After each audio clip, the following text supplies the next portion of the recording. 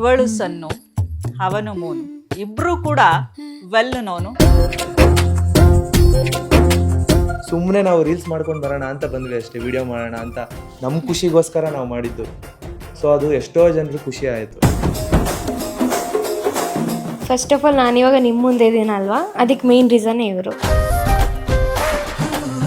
ಕಾಲೇಜಲ್ಲಿ ಯಾವ್ದು ಹುಡುಗ ಪ್ರಪೋಸ್ ಮಾಡಿಲ್ವಾ ನಿಮ್ಗೆ? ಬೇಜಾನ್ ಜನ ಪ್ರಪೋಸ್ ಮಾಡಿದ್ದಾರೆ. ಮತ್ತೆ ಅಂತದ್ರಲ್ಲಿ ಇವ್ರನ್ನ ಸೆಲೆಕ್ಟ್ ಮಾಡ್ಕೊಂತಿದ್ದೀರಾ?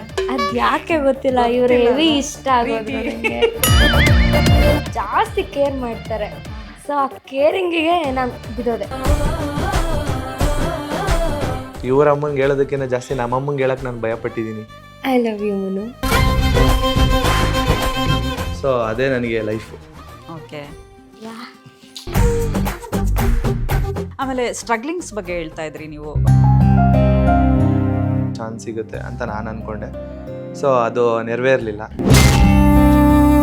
ಯಾಕೆ ಮಾಡ್ತಿದ್ಯಾ?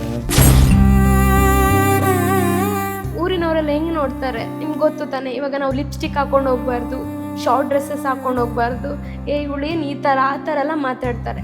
ನಮ್ಮ ಫ್ಯಾಮಿಲಿಲೇ ಇದ್ದಾರೆ ಕೆಲವು ಜನ ಆ ಥರ ಮಾತಾಡೋರು. ತುಂಬ ಕನಸಿದೆ ಅಂತ ಹೇಳ್ತಿದ್ರಿ, ನಟಿ ಆಗಬೇಕು ಅಂತ ಕನಸು. ಬಹಳಷ್ಟು ಒಂದಷ್ಟು ಆಡಿಷನ್ಸ್ ಎಲ್ಲ ಕೊಟ್ರಿ.